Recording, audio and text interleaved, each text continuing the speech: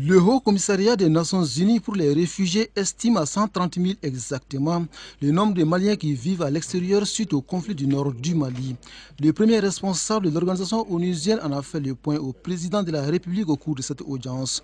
Ibrahim Boubacar Keïta et Antonio Guterres ont parlé du retour de nos compatriotes.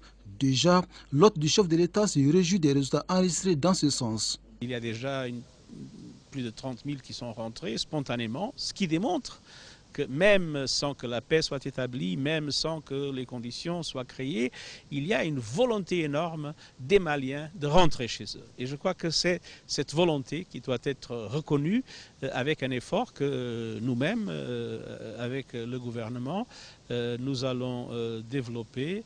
Premièrement, pour créer les conditions pour que ce retour soit durable et deuxièmement, pour appuyer tout le travail que le gouvernement va développer dans le pays en faveur des personnes déplacées.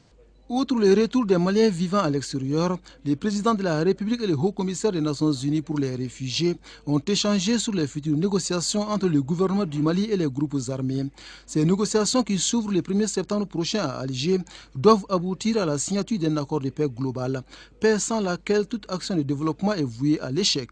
Je suis très enthousiasmé par la détermination et du président et du gouvernement du Mali pour assurer le succès de ces négociations. La paix est une condition essentielle et pour la sécurité et le développement du pays, mais aussi dans mon domaine pour que les Maliens qui sont encore réfugiés à l'étranger puissent rentrer chez eux en dignité.